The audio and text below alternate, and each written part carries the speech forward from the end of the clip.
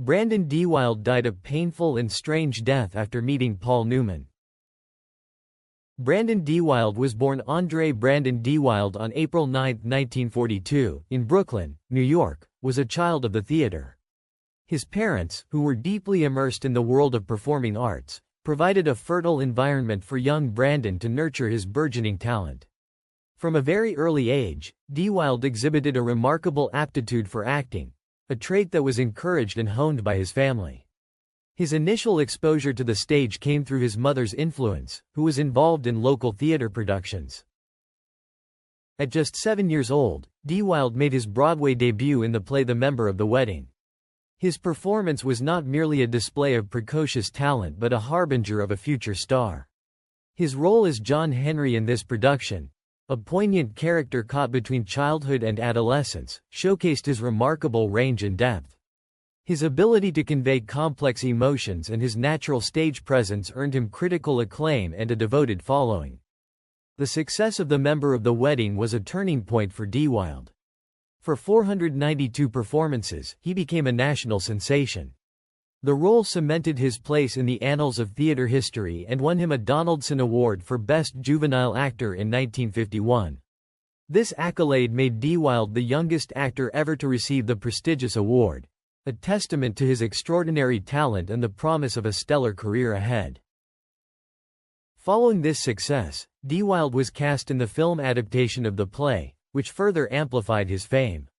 His portrayal in the film version was equally compelling, earning him a Golden Globe Award for Most Promising Newcomer in 1953. This achievement underscored his transition from stage to screen, marking him as one of Hollywood's rising stars. Brandon DeWilde's most iconic role came with the film Shane, 1953, where he played the role of Joey Starrett. The film, a classic Western directed by George Stevens, showcased DeWilde's exceptional talent and established him as a prominent actor in the film industry. His portrayal of Joey, a young boy who idolizes the titular gunslinger, was both heartfelt and intense. His performance was lauded for its authenticity and emotional depth, earning him a nomination for the Academy Award for Best Supporting Actor. The role of Joey Starrett was significant not only for DeWilde's career but also for its impact on the genre. The film itself became a touchstone of Western cinema, and DeWilde's performance added a layer of emotional resonance that was pivotal to its success.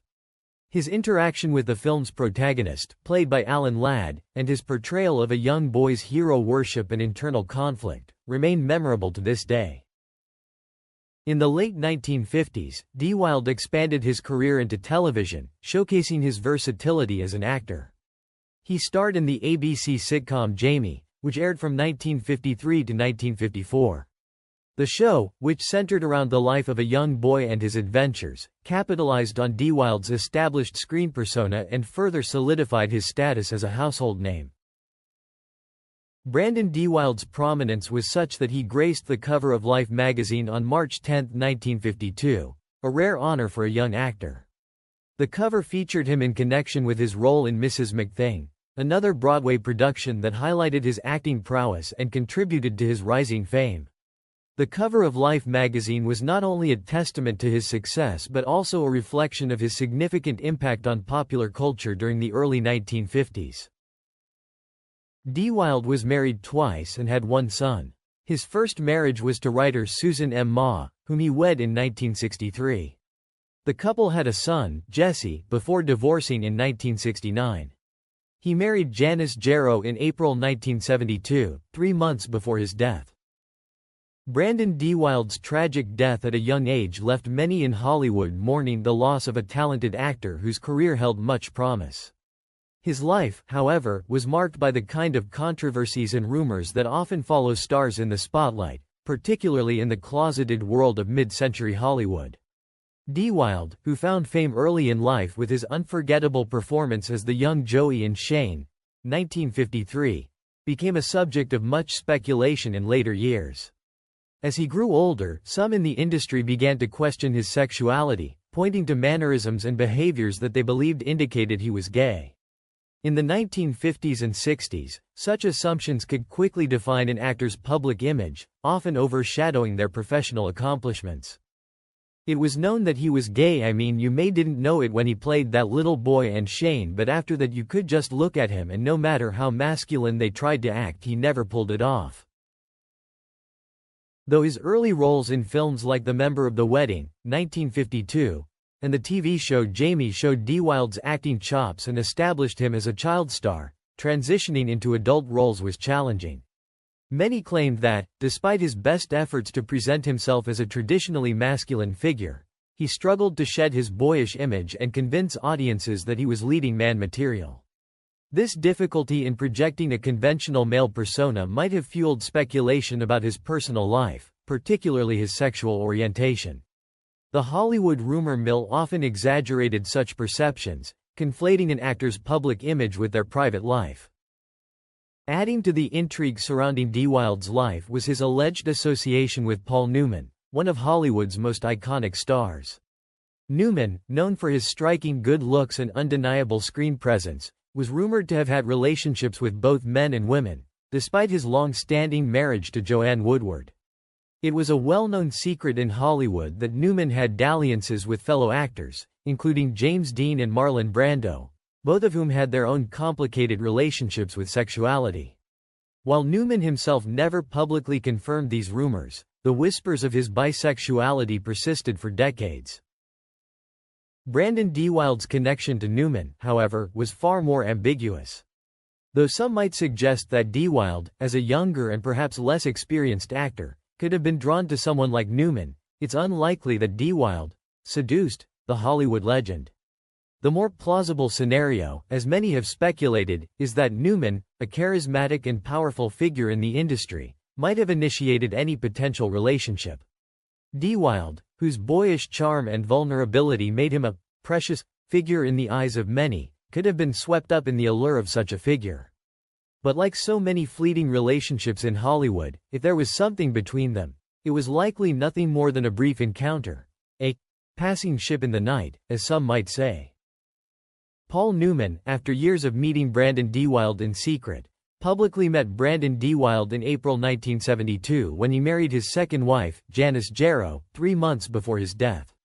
Paul Newman is said to have advised Brandon to give up stimulants such as alcohol and drugs, in stark contrast to Brandon's apathetic disregard for his body.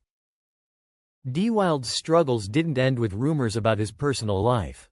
Like many actors of his generation, he faced inner conflicts about his identity, exacerbated by the pressures of Hollywood's unforgiving nature. The entertainment industry was not kind to those who failed to conform to its rigid standards of masculinity and heterosexuality. Many stars who were rumored or confirmed to be gay or bisexual lived double lives, hiding their true selves while trying to maintain their careers.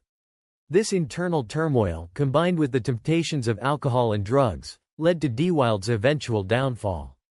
His untimely death in 1972 at the age of 30, caused by a car accident, brought a tragic end to a life filled with unfulfilled potential.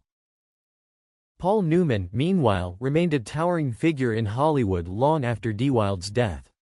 Despite his rumored bisexuality, Newman managed to maintain an image of stability and respectability, largely due to his marriage to Joanne Woodward.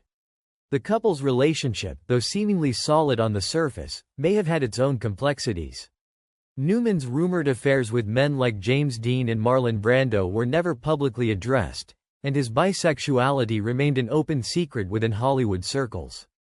Nonetheless, his public image remained untarnished, a testament to his charm and ability to navigate the tricky waters of fame. Brandon DeWilde's death, like that of many other stars who struggled with their identity in a time of rampant homophobia, remains a painful reminder of the toll that Hollywood could take on those who didn't fit its mold. DeWilde may have made more films than James Dean, but his life was no less tragic. The pressures of fame, combined with the personal struggles he likely faced regarding his sexuality, contributed to a life cut short. Despite his short career, DeWilde left behind a legacy of memorable performances, and his contributions to film should not be overshadowed by rumors and speculation. Despite his early success and promising career, Brandon DeWilde's life was tragically cut short. On July 6, 1972, DeWilde died in a car accident at the age of 30. His death was a significant loss to the entertainment industry and his many fans. The brief but impactful career he had was marked by a series of memorable performances that demonstrated his extraordinary talent and versatility as an actor. Brandon DeWilde's legacy is remembered through his contributions to theater, film, and television. His performances continue to be celebrated for their emotional depth and authenticity, and he remains an iconic figure in American acting history. His early demise serves as a poignant reminder of the fleeting nature of fame and the enduring impact of talent.